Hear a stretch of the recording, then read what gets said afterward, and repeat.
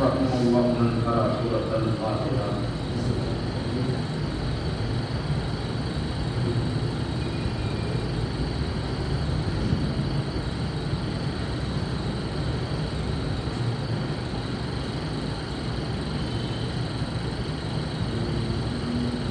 أعوذ بالله من الشيطان الرجيم.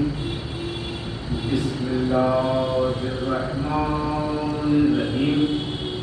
الحمد لله رب العالمين. الصلاة والسلام على أشرف الأنبياء والمرسلين سيدنا ونبينا وشفيعنا ومولانا ومولى الثقلين جد الحسن والحسين أبي القاسم محمد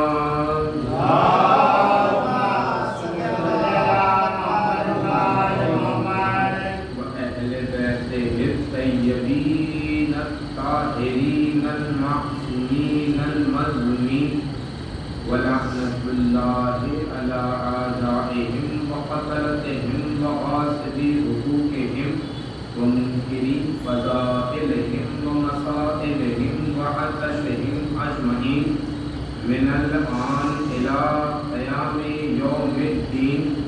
أما بعد فقد قال رسول الله صلى الله عليه وآله وسلم زينوا مجالسكم بذكر علي بن أبي طالب صلوات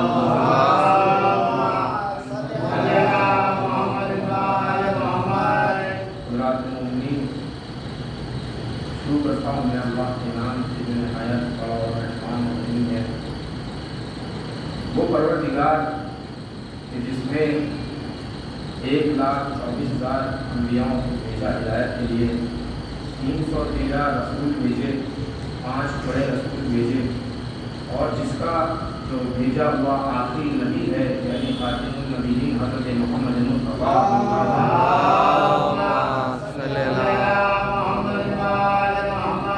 وہ کبھی کوئی کلام ہی نہیں کرتا جب تک کہ وحی الہی نہ ہو. جو خدا چاہتا ہے وہی اس کا حبیب بولتا ہے. تو رسول اللہ صلی اللہ علیہ وسلم کی جو مشہور معروف حدیث ہے کہ جس کو میں نے عنوان ختم قرار دیا ہے، اس میں رسول اللہ صلی اللہ علیہ وسلم ارشاد فرما رہے ہیں کہ دیکھو زینوا مجالسکم بذکر علی بن ابی طالب. اپنی مجلسوں کو زینت دو ذکر علی سے، اپنی محفلوں کو زینت دو ذکر علی سے، کیونکہ ذکر علی عبادہ، علی کا ذکر کرنا عبادت ہے. صرف علی کا ذکر کرنا عبادت نہیں ہے بلکہ جتنے علی ہیں ان سب کا ذکر کرنا عبادت ہے. صلوات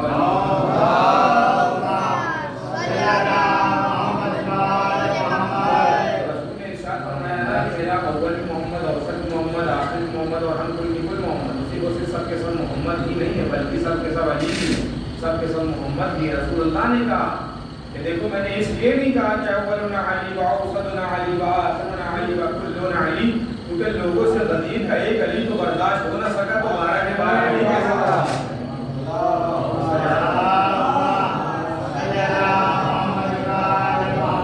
لہذا سب کے سب محمد بھی ہوں اور سب کے سب علی بھی.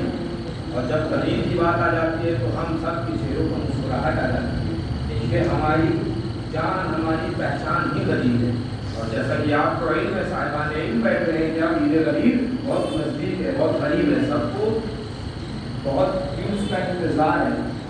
کچھ میں بات غدیر سے متعلق عرض کرنا چاہتا ہوں. یوں تو آپ نے ذاکرین سے، خطبہ سے، غدیر احادیث سے اور روایات سے سنی ہے. میں غدیر کو کوشش کرتا ہوں قرآن سے ثابت کروں. توجہ چاہتا ہوں، قرآن سے ثابت کرنا چاہتا ہوں غدیر کو. جب میں نے پروردگار سے کہا پروردگار یہ بتا کہ کون ایسا ہے کہ جو تیرے نزدیک میری شفاعت کر سکے، کون ایسا ہے کہ جو تیرے نزدیک میری شفاعت کر سکے، مجھے بخشوا سکے. تو پروردگار قرآن مجید میں ارشاد فرما رہا ہے کہ شفاعت کا کوئی مالک ہی نہیں ہے کہ جو تمہاری شفاعت کرے الا اس من کے کہ جس نے مجھ سے وعدہ کیا ہے. پروردگار قرآن میں کہہ رہا ہے کہ شفاعت کا کوئی مالک نہیں ہے کہ جو تمہاری شفاعت کر سکے سوائے اس من کے. توجہ کرو، اس من کو اپنے ذہن میں رکھیے گا. ابھی بات واضح ہو جائے کہ یہ من ہے کیا، سوائے اس من کے کہ جس نے مجھ سے وعدہ کیا. میں پروردگار کی بارگاہ میں ہاتھ جوڑ کے کہوں گا پروردگار یہ بتا کہ یہ من کون ہے، یہ من کون ہے کہ جو تیرے نزدیک میری شفاعت کرا سکے. آپ جیسا کہ جانتے ہیں کہ پروردگار قرآن میں کھلی کھلی باتیں نہیں کرتا، پروردگار اشارہ کرتا ہے، نشانیاں بتاتا ہے. وہ پہنچنا اور سمجھنا وہ ہمارا کام ہے. جب ہم نے پروردگار سے کہا پروردگار ذرا بتا بھی دے، نشانیاں بھی بتا دے، اشارہ بھی کر دے کہ وہ من ہے کون، تو پروردگار کہے گا کہ جاؤ قرآن کا سہارا لو، قرآن میں جا کے دیکھو کہ وہ من ہے کون. میں قرآن کے پاس آیا، میں نے کہا اے علی کے خاموش ذاکر، میں نے قرآن کی طرف دیکھ کے کہا کہ اے علی کے خاموش ذاکر یہ بتا کہ پروردگار کہہ رہا ہے کہ ایک من ہے کہ جو کہ اس کے نزدیک ہماری شفاعت کرا سکتا ہے. اے قرآن یہ بتا کہ وہ من ہے کون. توجہ رکھتا ہوں، اے قرآن یہ بتا کہ وہ من ہے کون. تو قرآن کہے گا میرے ساتھ ساتھ چلو. میں قرآن کے پیچھے پیچھے گیا، قرآن مجھے ایک سورے کے پاس لے گیا. اس سورے میں ایک آیت موجود تھی، وہ آیت اٹھ کے بول پڑی. اس آیت نے کہا کہ کوئی نہیں جو اللہ کے نزدیک تمہاری شفاعت کر سکے، لیکن اگر من چاہے، توجہ چاہتا ہوں، وہ اگر من چاہے، کیونکہ وہ من ہے کہ جو تمہاری شفاعت کرا سکتا ہے. تو میں قرآن کے آگے ہاتھ جوڑ کے کہوں گا کہ میں اسی من کو تلاش کرنے تمہارے پاس آیا ہوں. یہ تو بتا دو کہ من ہے کون. کیا یہ من آدم ہے، کیا یہ من نوح ہے، کیا یہ ابراہیم ہے، کیا یہ موسیٰ ہے، کیا یہ عیسیٰ ہے، یا خاتم النبی حضرت محمد مصطفیٰ.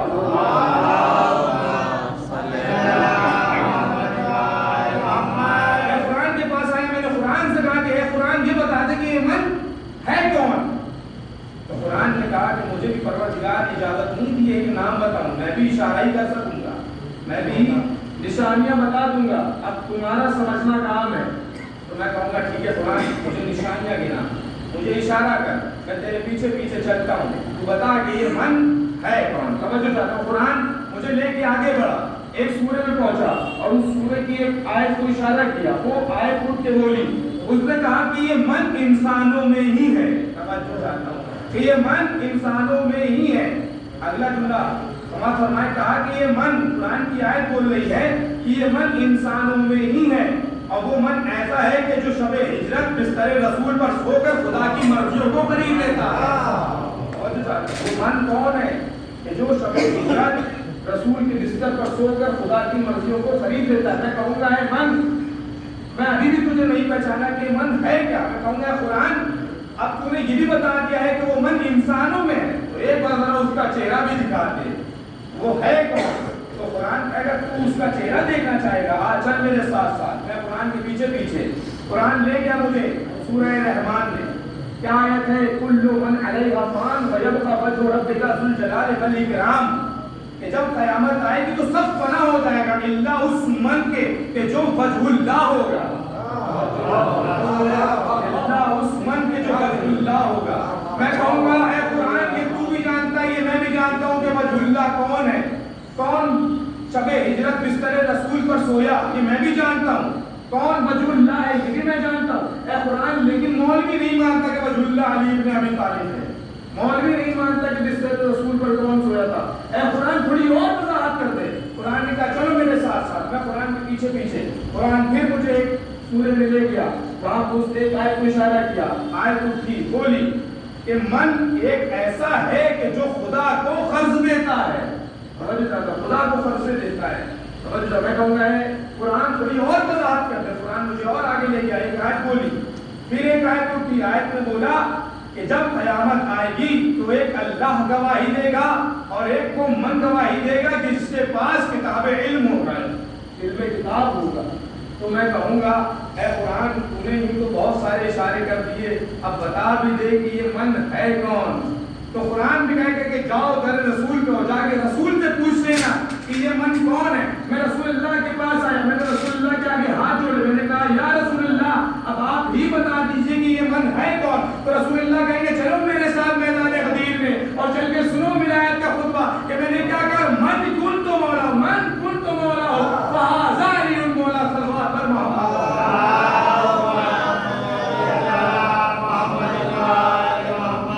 یہ من کوئی اور نہیں علی ابن ابی ابی طالب ہے. اسی لیے تو رسول اللہ نے کہا کہ من کنت مولا فہذا علی المولا.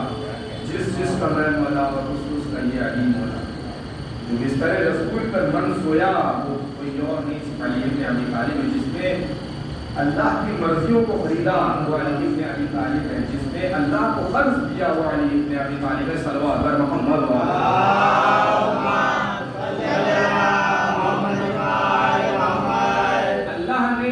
پر پہلی حجت کا اعلان جب کیا وہاں پہ فرشتے موجود تھے, اور جب فرش پر رسول اللہ نے علی کی ولایت کا اعلان کیا تو یہاں پہ صحابہ موجود تھے. لیکن آپ ذرا غور کریے کہ وہاں بھی ایک منکر تھا کہ جس نے سجدہ کرنے سے منع کیا تھا, اور یہاں بھی ایک منکر تھا.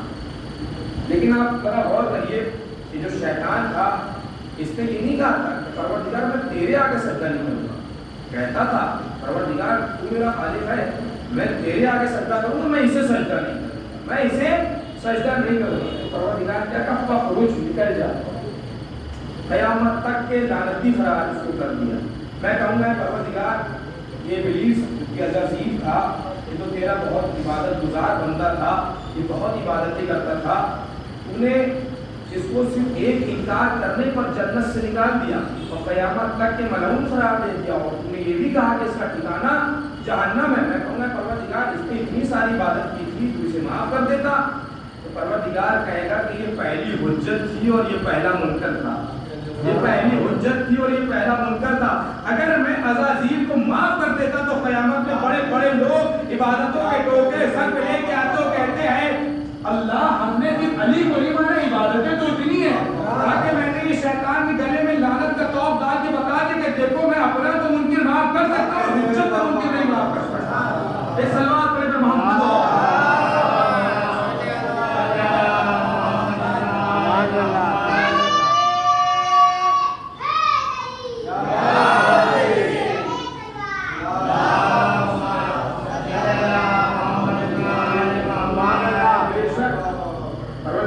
اپنے منکروں کو تو مہلت دی ہے, لیکن علی کے منکروں کو کبھی مہلت نہیں دی, لمحے بھر کی بھی مہلت نہیں. آپ دیکھیے حادث کا کیا حال ہوا, میں چاہتا ہوں. اور یہ جو آج بھی معاذ اللہ توبہ توبہ استغفر اللہ نعوذ باللہ خاکم الہن لوگ علی کی شان میں گستاخی کر رہے ہیں, یہ ان کو اللہ مہلت دے رہا ہے. جتنی مہلت دے رہا ہے اتنی ان کے اوپر عذاب بڑھ رہے ہیں. رسول اللہ یہ خوش نصیب ہیں, یہ دعا کرتے ہیں, اور ان کو چاہیے کہ شکر بھیجا کریں کہ رسول اللہ صلی اللہ علیہ وسلم نے اللہ سے کہا تھا کہ میرے پاس عذاب نہ نازل کرنا, ورنہ یہ سب بچے ہوتے, ان کا تو پتہ ہی نہیں ہوتا یہ کہاں ہوتا. سمجھنا چاہتا ہوں. تو بہرحال اللہ نے کبھی بھی علی کے منکر کو معاف نہیں کیا, اللہ کبھی کرے گا. میں بھی عرض کر رہا تھا وزیر, آپ جانتے ہیں روایات میں بھی ہے کہ کئی سارے روایات ہیں کہ 1,24,000 کا مجمع تھا, کچھ میں 90,000, کچھ میں 80,000. بہرحال یہاں پہ اس سے بحث نہیں کہ کتنا مجمع تھا, لیکن میں یہاں پہ ایک بات عرض کرنا چاہتا ہوں. یہاں پہ میں تقریر کر رہا ہوں تو اس مسجد میں بھی کتنے لوگ بیٹھے, چند لوگ بیٹھے, اور میں مسجد کی اس ممبر پہ دوسری سیڑھی پہ بیٹھا ہوں, لیکن میں سب کو نظر آ رہا ہوں. لیکن ابھی یہاں پہ پبلک بڑھ جائے اور وہاں تک کہ پبلک چلی جائے تو مجھے ایک سیڑھی اوپر بیٹھنا پڑے گا, اور اگر اور لوگ بڑھ جائیں تو ممبر بھی اونچا لانا پڑے گا تاکہ سب کو میں دکھ سکوں. توجہ چاہتا ہوں. رسول اللہ صلی اللہ علیہ وسلم نے جو غدیر کے میدان میں ممبر بنوایا تھا وہ چھوٹا موٹا ممبر نہیں بنوایا تھا. آپ سوچیں جب 1,24,000 لوگ وہاں پہ ہوں, عورتیں مرد ملا کر 1,24,000 کا مجمع ہو, اور وہاں پر رسول اللہ کو خطبہ دے رہا ہوں, تو کافی طویل ممبر بنایا گیا تھا. اور اس لیے بھی طویل بنایا گیا تھا کہ تاکہ لوگوں کو علی کو دکھا سکے. رسول اللہ نے کہا کہ میں نے علی سنایا تو بہت ہے, لیکن آج علی کو دکھانا بھی چاہتا ہوں, اور اس لیے بھی اعلیٰ ممبر بنوایا تھا کیونکہ ذکر بھی اعلیٰ کا ہونے والا تھا. اس لیے بھی ممبر اعلیٰ بنوایا تھا کیونکہ ذکر بھی اسی اعلیٰ کا ہونے والا تھا. اور دیکھیے آپ پردے کا اہتمام بھی وہاں کتنا تھا کہ پسے پشت رسول عورتیں تھیں, ممبر کے پیچھے عورتوں کا مجمع تھا اور سامنے مردوں کا مجمع تھا, اور چٹیل دھوپ تھی, بہت شدید دھوپ تھی. روایات میں ملتا ہے کہ رسول اللہ نے ان کو بہت سارے خطبے دیے, لیکن کبھی اتنا طویل خطبہ نہیں کیا جتنا طویل خطبہ میدان غدیر میں دیا. اور اس زمانے میں یہ رواج بھی تھا کہ جو بادشاہ ہوتے تھے ان کی آواز زیادہ بلند نہیں ہوتی تھی، تو ان کا ایک نوکر ہوتا تھا کہ جو ان کے الفاظوں کو دہراتا تھا تاکہ لوگ سن سکیں، جس کی آواز بلند ہوتی تھی وہ بادشاہ کے الفاظوں کو دہرایا کرتا تھا۔ روایات میں ملتا ہے کہ رسول اللہ صلی اللہ علیہ وسلم اتنے دھیرے کلام کرتے تھے، یعنی آہستہ آہستہ بولتے تھے کہ انسان لفظوں کو گن سکتا تھا، کیا کیا بولنے، کتنے لفظ بولنے، ان کو بھی گن سکتا تھا۔ تو بہرحال رسول اللہ کے بھی ایک صحابی تھے کہ جن کی آواز بہت بلند تھی، ان کو رسول اللہ نے بلایا اور کہا کہ جاؤ فلاں ٹیلے سے کھڑے ہو جاؤ اور جو میں بولوں اس کو لوگوں تک پہنچاؤ۔ تو سب سے پہلے آپ جانتے ہیں کہ اذان کے ذریعے سے سب کو جمع کیا گیا تھا۔ لوگوں نے یہ کہا کہ ہم تو ابھی فجر پڑھ کے چلے ہیں، ظہر کا وقت آیا نہیں ہے، یہ کون سی اذان ہوئی ہے، یہ تو کوئی وقت ہی نہیں ہے اذان کا۔ تو اس زمانے میں یہ رواج تھا کہ جب کوئی اہم کام کے لیے بلایا جاتا تھا تو اذان دی جاتی تھی۔ تو غدیر میں جو علی کی ولایت کا اعلان ہوا، یہ معمولی اعلان نہیں بلکہ بہت ہی اہم اعلان تھا۔ صلوات محمد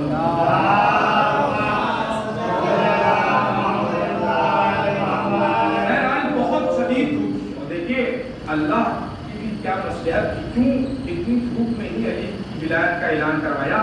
اس لیے کروایا تاکہ بعد میں کوئی یہ نہ کہہ سکے یا رسول اللہ موسم تو بہت اچھا تھا، ہمیں آنکھ لگ گئی، ہم سو گئے، ہم تو سن ہی نہیں پائے، ہم تو نہ دیکھ پائے۔ اور جب رسول اللہ نے مولائے کائنات کو اپنے ہاتھوں میں اٹھایا ہوگا، من کنت مولا ہو فہذا علی مولا، جس کا میں مولا ہوں اس کا علی مولا، تو نیچے بہت سے ایسے بیٹھے تھے کہ جو اپنے سر کے اوپر چادر ڈالے ہوئے تھے دھوپ کی وجہ سے، اور انہوں نے بعد میں روایات لکھی، کہتے ہیں کہ ہم کو کچھ نظر ہی نہیں آ رہا تھا کیونکہ ہمارے منہ تو سورج پڑ رہا تھا۔ ہم کہیں گے کہ تم بہت نادان ہو، تم صحیح سے دیکھ نہیں پائے، وہ سورج نہیں تھا بلکہ علی کے چہرے کا نور تھا۔ سبحان اللہ، سورج نہیں تھا بلکہ علی کے اور رسول کے چہرے سے جو نور نکل رہا تھا وہ نور تھا۔ بہرحال جب رسول اللہ نے علی کی ولایت کا اعلان کیا تو ایک صاحب آگے بڑھے، کہنے لگے وقتاً وقتاً لک یا ابن ابی طالب، مبارک ہو آج آپ مومنین اور مومنات کے اور ہمارے بھی مولا ہو گئے ہیں۔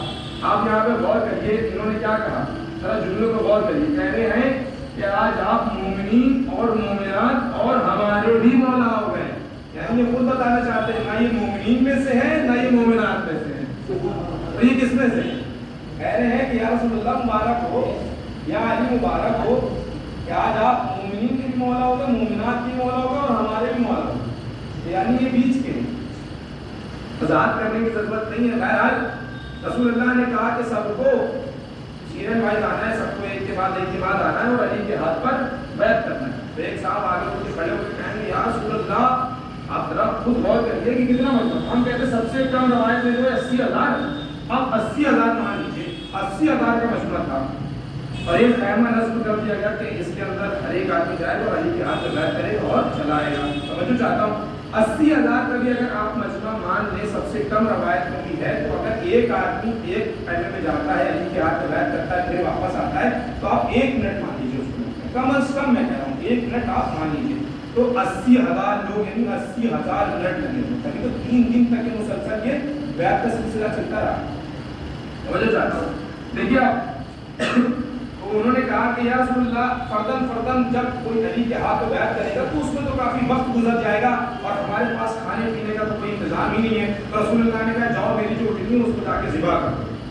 تو یہ ہنس کے کہنے لگے کہ 80,000 کا مجمع، میں اپنے حساب سے بتا رہا ہوں جو کم سے کم روایت ہے 80,000 کا مجمع، اس میں ایک اٹھنی پتہ بھی چلے گی۔ تو رسول اللہ نے مسکرا کے کہا کیا تم دعوت ذوالشیرہ بھول گئے؟ کیا تم دعوت ذوالشیرہ بھول گئے؟ اس پہ ایمان نہیں ہے؟ تو کہا یا رسول اللہ چلے ٹھیک ہے مان لیتے ہیں کہ کھانے کی کوئی پرواہ نہیں، لیکن پانی کہاں سے لایا جائے؟ اب چاہتے رسول اللہ تو ایک ٹھوکر مار تو چشمہ جاری نہیں کرتا، لیکن رسول اللہ نے کہا جاؤ جا کے کنواں کھودو۔ کیوں کہا کنواں کھودو؟ کہ رسول اللہ جانتے تھے کہ ان میں سے کچھ ایسے بھی ہوں گے جو سازشی ہوں گے، جو ایک دوسرے کی غیبت کریں گے، مثلا میری سازشوں سے ہی بچ جائیں گے، کنواں کھودنے میں مصروف رہیں گے۔ رسول اللہ نے کہا کہ جاؤ جا کے کنواں کھودو۔ کنواں کھودا گیا، آیا رسول اللہ پانی نہیں آ رہا ہے، اتنا کھودے گا اور کھودو، خوب کھودا گیا۔ اس کے بعد جب پانی آیا تو پانی بہت کھارا تھا، کہیں یا رسول اللہ ہم سب نے اتنی محنت بھی کر ڈالی اور اتنی گہرائی سے جا کے پانی بھی نکلا وہ کھارا، تو کہا یا رسول اللہ آپ کیا کریں؟ کہا بس اتنی سی بات ہے، چلو میں اس کے پاس چل رہا ہوں کنویں کے پاس۔ رسول اللہ آیا، اپنا ایک لعاب دہن اس کنویں میں ڈالا، اس کنویں کا پانی ایک دم شہد جیسا شیرین، میٹھاس اس میں آ گئی، میٹھا پانی ہو گیا۔ سمجھ جاتا اب اس کے بعد بیعت کا سلسلہ شروع ہوا۔ اب آپ دیکھیں کس طرح سے بیعت ہو رہی ہے، عورتیں آتی ہیں تو کس طرح سے بیعت کریں گی، کہ آپ شریعت کے مالک ہیں علی ابن ابی طالب، کس طرح سے آپ نے عورتوں سے بیعت، آپ کے سامنے ایک پیالہ رکھ دیا جاتا تھا اور آپ کے سامنے ایک پردہ ہے تھا. پہلے مولا کائنات اس پیالے میں، پانی کے پیالے میں اپنا ہاتھ رکھتے تھے، اس کے بعد جو بھی مومنہ آ کے علی کے ہاتھ بیعت کرنا چاہتی تھی وہ اسی پانی کا ہاتھ رکھتی تھی. اس طرح سے عورتوں نے بیعت کی. اب جب مردوں کی باری آئی تو دیکھیے کیسے، آپ دیکھیے کس طرح سے بیعت کر رہے ہیں. مرد آتے تھے، علی کا ہاتھ یوں نہیں ہوتا تھا، علی کا ہاتھ یوں ہوتا تھا، بیعت کر رہے والے کا ہاتھ یوں ہوتا تھا. جبکہ بیعت جو کرواتا ہے اس کا ہاتھ ہمیشہ نیچے ہوتا ہے، جو بیعت کرتا ہے اس کا ہاتھ ہمیشہ اوپر ہوتا ہے. تو ایک نے آج رسول اللہ سے سوال بھی کر لیا کہ یا رسول اللہ یہ علی کس طرح سے بیعت لے رہے ہیں؟ علی کا ہاتھ تو اوپر ہے اور بیعت کرنے والے کا ہاتھ نیچے ہے. تو کہا جا کے علی سے ہی پوچھ لو کہ ایسے کیوں بیعت کر رہے ہیں. وہ ملائے کائنات کے پاس آئے، اس نے کہا کہ یا علی آپ اس طرح سے بیعت کیوں کر رہے ہیں؟ ملائے کائنات نے کہا کہ ہم معصوم ہیں، ہم حجت خدا ہیں، ہمارے ہاتھ کے اوپر کسی کا ہاتھ نہیں ہو سکتا، ہمارے ہاتھ کے اوپر اللہ کا ہاتھ ہوتا ہے. ہم ید اللہ ہیں، ہم ید اللہ ہیں، ہمارے اوپر اللہ کا ہاتھ ہوتا ہے، ہمارے اوپر کسی غیر معصوم کا ہاتھ نہیں آ سکتا. اور یہاں پہ ایک بات اور کرتا چلوں، دیکھیے جب بیعت کا سلسلہ چل رہا تھا اور جب یہ مولا کائنات کی ولایت کا اعلان ہوا تو روایات میں ملتا ہے کہ محمد ابن ابی بکر جو کہ مولا کائنات کے بہت اچھے صحابی تھے، آپ کو چاہنے والے تھے، اسی دوران آپ کی ولادت ہوئی. تو جو ان کی ماں تھی وہ بھی مولا کائنات کی ماننے والی تھی، محمد ابن ابی بکر کی ماں مولا کائنات کی چاہنے والی تھی. تو بہرحال جیسے ہی علی کی ولایت کا اعلان ہوا اس سے 2-3 منٹ پہلے ہی ان کی ولادت ہوئی. اور جیسے ہی جناب محمد ابن ابی بکر نے علی کی ولایت کا اعلان سنا، علی پیدا ہوئے ہیں، آپ دیکھیں چند ہی لمحوں پہلے پیدا ہوئے ہیں، اور جیسے ہی علی کی ولایت کا اعلان اپنی کانوں سے سنا فوراً مسکرا دی. تو ان کی ماں خود بھی بیعت کرنے علی کے پاس آئی تھی اور اپنے بیٹے محمد ابن ابی بکر کو بھی اپنے ساتھ لے کے آیا اور کہا کہ میں چاہتی ہوں کہ یہ بچہ بھی آپ کے ہاتھ پر بیعت کرے. تو مولا کائنات نے کہا ابھی تو یہ پیدا ہوا ہے، اس کی عمر ہی کیا ہے کہ جو یہ ہمارے ہاتھ پہ بیعت کرے. کہا یا علی آپ کی امامت کی قسم، جب آپ کی ولایت کا اعلان ہوا تھا تو اس نے جیسے ہی سنا یہ مسکرا دیا. مولا کائنات نے جواب کیا دیا کہ ہے تو کسی غیر کی اولاد، لیکن یہ کہا جائے گا کہ علی کا چاہنے والا ہے، کہا جائے گا کہ علی کا نوکر ہے. توجہ چاہتا ہوں یہاں پہ میں نے ابھی عرض کیا کہ مولا کائنات نے کس طرح سے بیعت کی، کیونکہ مولا کائنات نے یہ بھی بتایا کہ دیکھو ہم بیعت مانگ رہے نہیں، بیعت دے رہے ہیں، اس لیے ہمارا ہاتھ کیوں نہیں ہے یوں ہے. اور اماموں سے بھی روایت میں ملتا ہے کہ اماموں نے بھی اور بھی طرح بتایا کس طرح سے بیعت دی جاتی ہے. امام نے بتایا کہ ہم بیعت لیتے ہیں، ہم بیعت مانگتے نہیں ہیں. اور ایک دفعہ جب یہ تاکہ لعنت کو مامون رشید کے اوپر جب اس نے آخر امام کو بلایا اور آخر امام سے کہا کہ میں آپ کو اپنا ولی عہد مقرر کرتا ہوں، تو امام نے کہا کہ میں چاہتا ہوں کہ یہ سب ہمارے ہاتھ میں بیعت کریں. اس نے کہا یہ سب ہماری بیعت میں نہیں ہے، تو آپ کی بیعت میں نہیں ہے. کہا نہیں میں چاہتا ہوں، میں کیسے مانوں کہ تمہاری بیعت صحیح بھی ہے یا نہیں صحیح ہے، تمہاری بیعت جو ہے قرآن کے مطابق ہے بھی یا نہیں، میں چاہتا ہوں کہ یہ سب آئیں ہمارے ہاتھ میں بھی بیعت کریں. تو آپ جب مولا کے پاس وہ بیعت کرنے آ رہے تھے تو مولا کا ہاتھ یوں تھا، آپ توجہ چاہتے ہیں، مولا کا ہاتھ یوں تھا. یہ سب پریشان کہ اس طرح سے کیسے بیعت لے رہے ہیں، اس طرح سے تو بیعت نہیں جاتی ہے. تو سب ہو سکتا ہے سوچے کہ اس طرح سے لی جاتی ہو، آتے تھے جو ہاتھ رکھتے تھے چلے جاتے تھے. لیکن ایک ایسا تھا کہ جو ان کی ولایت والا تھا، ان کا چاہنے والا تھا، اس کو معلوم تھا کہ بیعت کس طرح سے کی جاتی ہے. توجہ چاہتا ہوں. تو وہ آیا، اس نے سب سے پہلے کس طرح سے، جس طرح سے حقیقتاً بیعت کرنے کا ہوتا ہے اسی طرح سے اس نے آگے بیعت کی. اس نے سب سے پہلے اپنی چنگلیا کو بلایا کہ جس طرح سے اس نے بیعت کی. جب اس نے بیعت کی تو مولانا نے کہا اب یہ پہلی صحیح بیعت ہوئی، اب یہ پہلی صحیح بیعت ہوئی. اب آپ دیکھیں اس کے پیچھے بھی ایک راز ہے کیوں اس طرح سے مولانا نے بیعت کروائی. 2 وجہ ہے کہ جو اس طرح سے بیعت کروائی، یہ 5 انگلیاں، اس کا بھی پیچھے ایک مقصد ہے، اور جو کر رہا ہے اس کے پیچھے بھی ایک مقصد ہے. یہ جو 5 انگلیاں، اس کا مقصد یہ ہے کہ جو بیعت لے رہا ہے اس کی 5 ذمہ داریاں ہیں کہ جس کی بیعت لے رہا ہے اس کی جان مال عزت آبرو ناموس کی حفاظت کرنا، یہ اس کی ذمہ داری ہے. 5 ذمہ داریاں. اس لیے آپ دیکھیے اس طرح سے مولانا بیعت لے رہے ہیں. 5 ذمہ داریاں کیا؟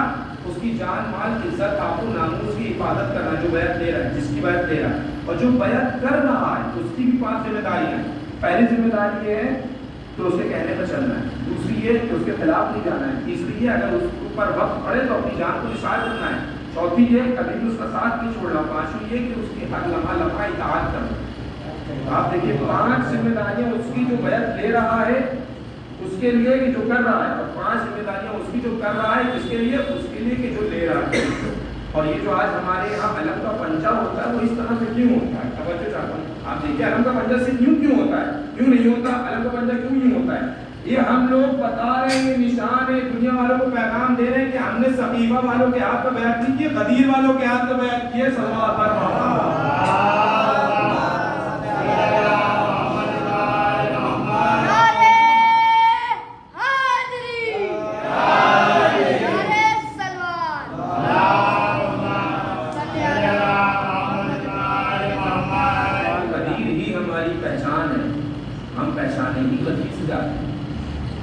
اور یہ غدیر کا ہی بخش تھا جو کربلا کا ہے۔ آزادار بس میں نے مجلس کو تمام کے اچھا جملے مسائل کو کرتے ہوا کہ علی کی ولایت ہے تو بخش تھا کہ جو یہ بخش چلتا چلتا کربلا تک آ گیا۔ یہی تو وجہ ہے کہ جب امام حسین نے کہا کہ یہ بتاؤ کیا میں نے حلال محمدی کو حرام محمدی سے تبدیل کر دیا ہے، کیا میں نے حرام محمدی کو حلال محمدی کر دیا ہے، کیا میں نے حق کو باطل کر دیا ہے یا باطل کو حق کر دیا ہے؟ تو کہا کیا تو ابھی بھی آپ کے بابت ہو آزادار محرم بھی نزدیک ہے۔ آپ دیکھیے کتنی تیزی سے محرم گزر جاتا ہے، ابھی انتظار کریں لیکن جب فلک پہ محرم کا چاند نمودار ہوگا، پہلی محرم آئے گی، دوسری محرم آئے گی، اتنی تیزی سے محرم گزر جائے گا کہ ہم سمجھ نہیں پائیں کہ محرم آیا بھی تھا۔ بے شک ایام اعضاء قریب ہے، جب بھی انسان حسین کا نام اپنی زبان سے لیتا ہے تو ہزاروں کی آنکھوں سے اشک جاری ہوتا ہے کہ یہ اس حسین کا نام ہے کہ جس نے ایک دن میں اپنا بھرا گھر اجاڑا۔ ہاں ہزاروں یہی وہ حسین ہے جو صبح سے لے کر عصر تک لاشوں پہ لاشیں جاتا ہے۔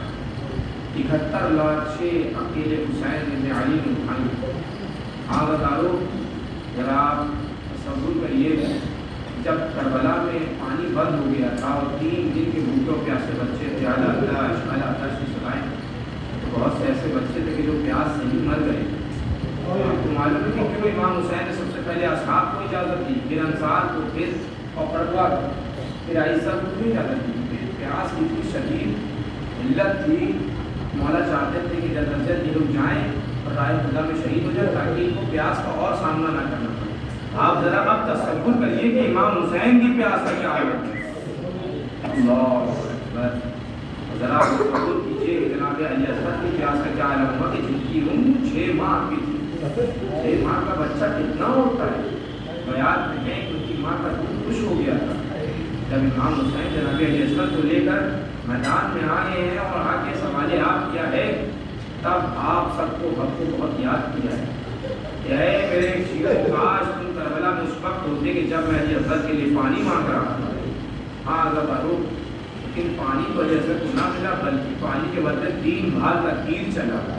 روایات میں کہ وہ تیر تھا کہ جس سے اونٹوں کو گرایا جاتا تھا، اونٹوں کو نہر کیا جاتا تھا۔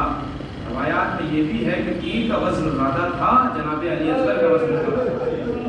یہی وجہ ہے کہ جب تیر آ کے بچے کی گردن پہ لگا تو صرف گردن کو نہیں چھیدا بلکہ اس تیر نے علی اصغر کی گردن کو نہر کر دی اور وہ تیر چھیدتا ہوا امام حسین کے بازو میں آ گیا۔ امام حسین نے علی اصغر پر منہ میں لیا، آسمان کی طرف دیکھنا چاہا، آسمان سے آواز آئی، اے حسین اگر ایک بھی خطرہ آسمان پر آ گیا تو تا قیامت تک بارش نہ ہوگی۔ زمین پر دیکھنا چاہا، زمین سے آواز آئی، حسین اگر ایک بھی خطرہ زمین پر آ گیا تو تا قیامت تک اناج نہ دے گا۔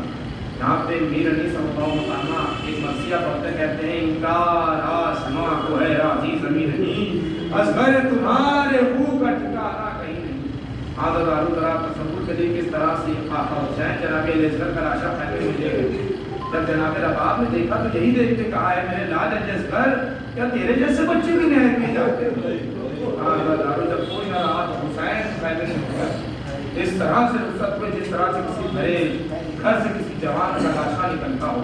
حسین میدان میں آئے، آ کے جنگ کرتے ہیں، وہ کہتے ہیں تم نے میرے علی اکبر کو مارا، تم نے میرے اولو محمد کو مارا، تم نے میرے قاسم کا لاشا زندگی میں ہی پامال کر دیا۔ ایک بار جنگ کرتے کرتے آقا حسین نے دریا کی طرف رخ کیا، کہے میرے بھیا عباس، تمہیں جنگ کرنے کی بڑی تمنا تھی لیکن یہ تمہاری تمنا تمہارے دل میں ہی رہ گئی۔ اے بھیا عباس، اپنے بھائی کی جنگ نہ دیکھو گے؟ اے بھیا عباس، یہ بار تمہاری طرف سے اب جو آقا حسین نے وار کیا تو کوفے کی دیوار سے فوجیں ٹکرانے لگی، علامات الحفیظ کی صدائیں بلند ہونے لگی، ایک ندائے غیبی آئے، حسین پاس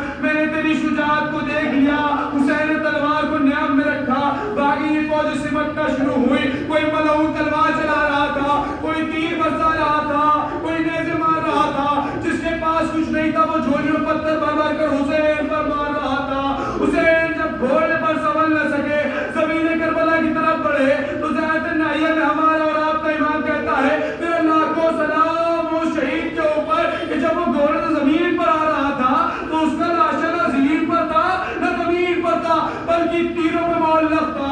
حاضرداروں وہی وقت آیا کہ شمر نہیں کند کنڈر لے کر آیا, آقا حسین کا سر تن سے جدا کیا, فرات کا پانی نیزوں چلنے لگا, سیاہ آندھیاں چلنے لگی. کسی منادی نے ندا دیا لا قتل الحسین بکربلا, الا ذبح الحسین بکربلا وسيعلم الذين ظلموا أي منقلب ينقلبون وتقبل منا إنك أنت السميع الدعاء إنا لله وإنا إليه راجعون.